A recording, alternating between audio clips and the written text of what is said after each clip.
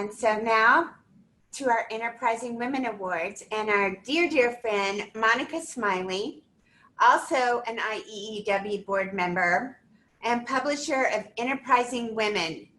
It is a magazine, it is an online forum, it is a marketplace, and it is a place where we celebrate women in business in many categories. Monica usually splits up her Enterprising Women Awards based on the annual revenue and the number of employees. And so it's an opportunity to celebrate women in all aspects of business around the globe. And of course, she's had the same opportunity as we've had, and will later this year have a virtual forum instead of her usual in-person conference that she has that's held in Florida on an annual basis. So Monica, thank you for being here today, and thank you for always including Afghanistan and Rwanda in your international award presentations. Thanks, Carol.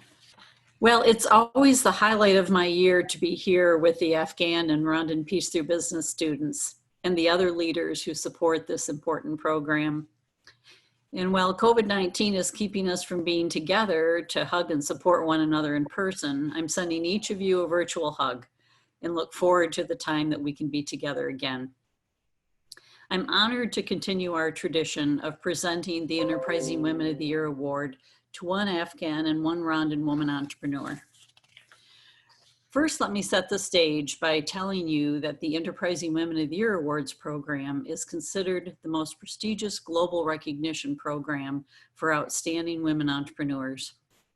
Now in its 18th year, this program recognizes women business owners from the United States and around the world who have financially strong, growing businesses, women who are leaders in their communities and who give back to mentor and support other women and girls. Today, we honor two very special members of the Peace Through Business class of 2020. It's always a very difficult choice to select just two women each year to receive the Enterprising Women of the Year Award, but we believe we've chosen two outstanding recipients. Our first award winner is from Rwanda. Nadege Benimana is the owner of Nadol House and Interior Design, and she lives in the eastern province of Bugesera. Let me tell you a little bit about Nadege so you can get to know her better. Nadege was born in Burundi and moved with her family to Rwanda in 1994. The fifth child among six, Nadege completed a bachelor's degree in community health development. She's married and is the mother of two young sons, ages 5 and 2. Nadege decided not to pursue a career in community health development because she had a passion for design and wanted to become an entrepreneur. In 2001, she met a young woman named Kiza who would become the inspiration for her life's work. Kiza married at a very young age because of an unwanted pregnancy and had her goals dashed because of these circumstances. Unable to support herself and seeing her dreams for her future lost, Kiza made a strong impression on Nadege. Nadege wondered if she could find a way to help young women like Kiza and combine that passion with her love of design and her desire to make the homes of her friends and neighbors more beautiful. She met that challenge by creating a program that invests in single mothers to transform their lives through apprenticeship and social entrepreneurship. Nadege selects 6 single mothers along with a local leader, and each young woman receives training on producing different handicrafts, rugs, lampshades, and other decorative items. After completing 3 months of training, the top 5 students are employed by her company and earn a percentage of the price of each product they produce. The remaining 5 students are encouraged to join other cooperatives so that they can continue to improve their skills and earn a living. More recently, she has opened up the program to a larger number of women, and she has a goal of empowering 500 single mothers by 2025. While her target market has been homes, small offices, and coffee shops, she's planning to expand into decorative products for hotels, resorts, and larger businesses. She also plans to partner with craft cooperatives to help them increase their production and sales. Nadej says that many of the young women who apprentice in this program come to her without clothes to wear. She says the skills she's gained through the Peace Through Business program are already being shared with her young apprentices, and they are gaining the skill set and the self-confidence to be self-employed. Nadej shares that the Peace Through Business program has helped her craft a solid business plan, taught her to be a better entrepreneur, and given her a stronger voice to be able to speak about her business in ways that can really make a difference. Beyond helping a large number of women in the next 5 years, Nadej also has a goal of owning her own shop. She now shares space with another project. And she wants to be able to invest in the machinery she needs to be able to automate some of the work her team does. Access to capital and access to raw materials are challenges she is working to overcome. Nadej exemplifies what we look for in shining the spotlight on Enterprising Women of the Year award winners. She's building a strong company and giving back to her community in significant ways. For these reasons, we are honored to present the 2020 Enterprising Women of the Year Award for Rwanda to Nadej Benimana. Congratulations, Nadej. Our second recipient of the 2020 Enterprising Women of the Year Award is from Afghanistan. Please join me in congratulating Guljan Samar, who is the founder and owner of the Barji Badam Hotel and Restaurant. Guljan has a fascinating story that is a testament to her strength and resilience.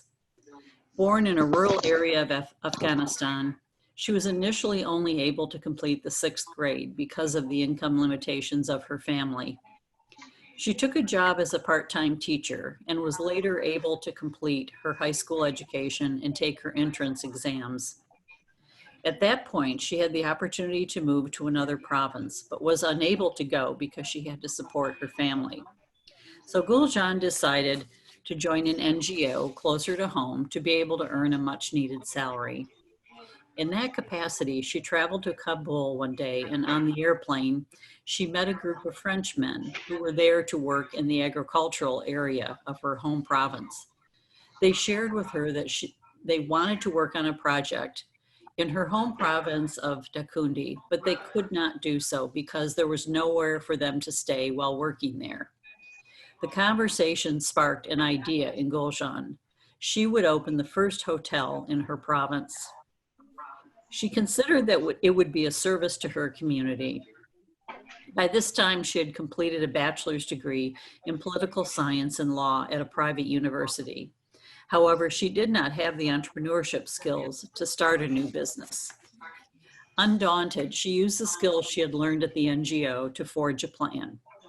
The NGO had built and equipped 6 schools and also provided healthcare services. Guljan was saving money from her NGO salary, so when the government announced that they were planning a new commercial area and land would be sold cheaply for new enterprises, she jumped at the chance to purchase the property she would need for her hotel, and she bought 6 lots. At the same time, her brother had just graduated with an engineering degree and was willing to help. They built the initial structure of the hotel, and once the first floor was completed, they used the income from the hotel rooms and meeting room rental space to finance the 2nd floor of the building. She's still expanding to make more room to accommodate weddings and other large gatherings. In the meantime, as her plans became known to politicians and warlords in the area, they targeted her and tried to stop her. Guljan said they knew as the only hotel in the area that her business would be successful, and they wanted to take it away from her. They fired at her car, but she was able to jump out of the car and was not injured. Her driver, however, was injured, but thankfully he has recovered and he still works for her company. She said when they saw that she would stand her ground, they eventually stopped targeting her. Now she's making big plans to add a separate hall for weddings and a VIP section of the hotel where high-ranking officials from the government can stay and meet. Her growth plans will mean she can add 50 more jobs within the next 12 to 24 months. And she can use some of the profits from her company to fund the opening of additional and much-needed health clinics. Much as the group of Frenchmen changed her life by sparking the idea for her hotel, meeting our Afghan facilitator, Manisha, also changed her life. They met at a Chamber of Commerce gathering, and Manisha shared details of the Peace Through Business program with her. Guljan describes attending the Peace Through Business classes as the richest days of her life. The program taught her the financial skills she needed to better run her company. Guljan said she didn't understand business terminology, and with the new skills she gained from Peace Through Business, she can now talk the language of business. And the business plan she was able to write gave her the blueprint she needed to chart her growth and success. She also used her new skills to train her employees. To provide additional income as she grows her startup company, she's continued to work at the NGO and confides that she often studied her Peace Through Business plan homework at 3 a.m., the only time she had available.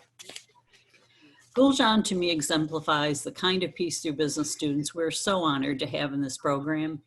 She had the idea, the tenacity, and the resiliency to start a company providing a much needed service for her community, but she lacked the financial and business knowledge to begin to scale her business to its full potential. At the same time, she's providing leadership in her community, creating jobs, and is a role model for other women who surely must see her as an example of what one determined woman can do to make a real difference.